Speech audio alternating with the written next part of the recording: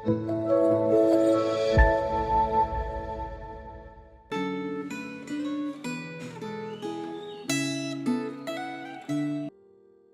saudara-saudari terkasih, hari ini kita bersama memperingati Jumat Agung dan bersyukur kalau hari ini kita juga masih boleh Tuhan anugerahkan satu waktu untuk boleh merenungkan firman Tuhan sejenak. Mari mengawali refleksi Gemah hari ini, kita bersama-sama tenangkan hati, kita bersama-sama berdoa. Ya Bapa yang Maha Kasih, terima kasih karena sekali lagi kami boleh kembali mengingat dan mengalami kasih-Mu. Di hari ini kami boleh kembali punya satu waktu untuk boleh tenang di hadapan-Mu dan merenungkan firman-Mu. Kiranya Engkau yang pimpin kami saat ini di dalam momen perenungan singkat ini. Biar sekali lagi firman-Mu boleh menghibur kami, boleh menegur kami, dan boleh menguatkan setiap kami. Terima kasih ya Tuhan. Inilah doa kami, dalam nama anak-Mu Yesus Kristus kami berdoa. Amin.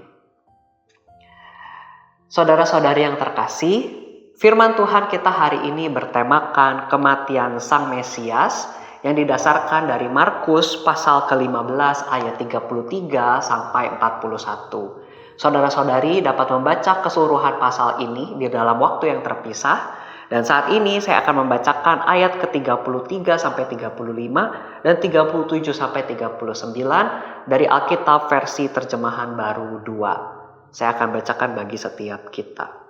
Pada jam 12 kegelapan meliputi seluruh negeri itu dan berlangsung sampai jam 3. Pada jam 3 berserulah Yesus dengan suara nyaring, Eloi Eloi lama sabachthani, yang berarti Allahku Allahku, mengapa engkau meninggalkan aku? Mendengar itu, beberapa orang yang berdiri di situ berkata, lihat, ia memanggil Elia. Yesus berseru dengan suara nyaring dan mengembuskan napas terakhir. Terkoyaklah tabir bait suci menjadi dua dari atas sampai ke bawah. Ketika kepala pasukan yang berdiri berhadapan dengannya melihat dia mengembuskan nafas terakhir, seperti itu berkatalah ia, sungguh orang ini anak Allah. Sampai sedemikian pembacaan firman Tuhan kita. Saudara-saudari terkasih, peristiwa kematian Yesus adalah peristiwa yang sangat mencekam. 3 jam sebelum Yesus wafat, kegelapan meliputi seluruh wilayah tempat penyaliban itu. Ya, kegelapan yang tidak wajar ini sesungguhnya menunjukkan bahwa kegelapan ini bukan hanya masalah gejala alam, tetapi ini adalah masalah rohani. Kegelapan ini mewakili dosa yang menguasai manusia. Allah Bapa memalingkan mukanya, dan hingga akhirnya Tuhan Yesus tidak tahan dan berseru dengan suara nyaring, Allahku, Allahku, mengapa engkau meninggalkan aku? Saudara-saudari yang terkasih, ada beberapa hal yang dapat kita perhatikan dari momen kematian Yesus ini. Yang pertama adalah saat menghadapi tuduhan dan siksaan, Yesus Kristus diam saja ya dan tidak mengeluh. Akan tetapi saat Allah memalingkan mukanya, ya karena Yesus Kristus sedang menempati posisi manusia berdosa, Tuhan Yesus tidak bisa tetap diam. Bagi sang anak, ya, bagi Yesus Kristus yang selalu bersama dengan Bapa, ditinggalkan oleh Allah Bapa adalah hukuman yang amat berat. Kemudian hal yang kedua, mari kita perhatikan bahwa Tuhan Yesus bukan mati karena nyawanya diambil, tetapi ia mati karena menyerahkan nyawanya. Dia tidak dikalahkan oleh maut, saudara-saudari terkasih, tetapi ia mengalahkan maut. Dan kemenangannya dibuktikan oleh kebangkitannya dari antara orang mati di 3 hari kemudian. Kemudian saudara-saudari yang ketiga, di saat Yesus wafat, tabir bait suci terbelah dari atas ke bawah. Jelas saudara-saudari, robeknya tabir bait suci ini merupakan pekerjaan Allah. Bila manusia yang melakukannya, pasti robeknya itu dari bawah ke atas, ya, bukan sebaliknya. Robeknya tabir bait Allah yang selama ini menutupi ruang maha suci, ini menandakan bahwa kematian Kristus telah meniadakan sekat antara Allah dan manusia. Saat ini manusia dapat langsung menjalin relasi dengan Allah tanpa perlu perantaraan imam. Kristus, dia adalah imam agung kita saat ini. Dia telah menghubungkan kita semua manusia berdosa dengan Allah. Kemudian yang terakhir, saudara-saudari terkasih, yang ingin saya ajak untuk kita perhatikan dan renungkan adalah tentang kepala pasukan yang memimpin penyaliban saat itu. Dia adalah saksi mata atas segala peristiwa yang terjadi seputar kematian Kristus. Saat menyaksikan peristiwa penyaliban dan berujung pada kematian Kristus itu, dia berkata, sungguh orang ini adalah anak Allah.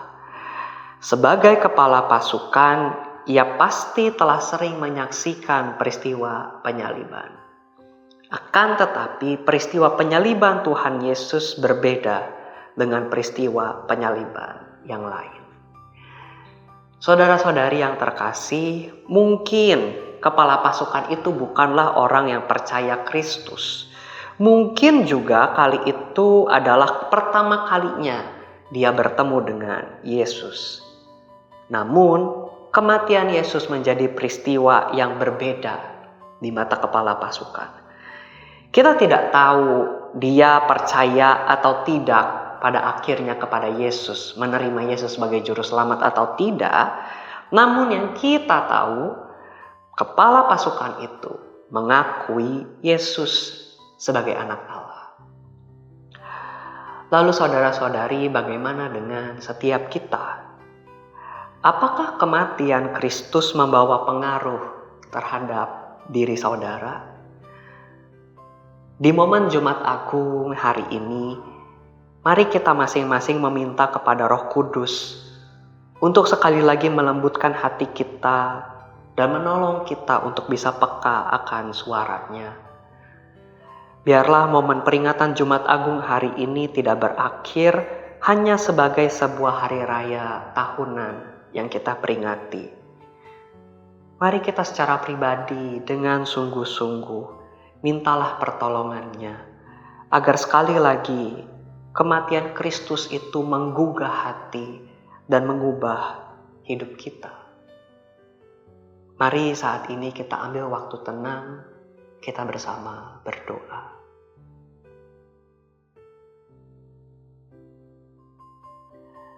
Ya Allah Bapa yang Maha Kasih, sekali lagi kami bersyukur di momen Jumat Agung hari ini kami boleh datang kepadamu. Terima kasih untuk pengorbanan anak-Mu Yesus Kristus di kayu salib yang memampukan kami untuk boleh datang kepadamu hari ini. Kami rindu ya Tuhan di momen Jumat Agung hari ini ketika kami kembali mengingat pengorbanan anak-Mu Yesus Kristus itu di kayu salib.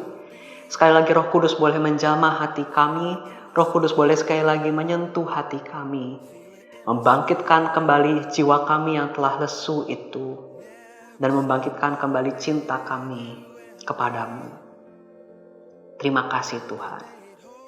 Inilah doa kami, dalam nama anak Yesus Kristus kami berdoa. Amin. Selamat memperingati Jumat Agung bagi setiap kita. Tuhan Yesus memberkati.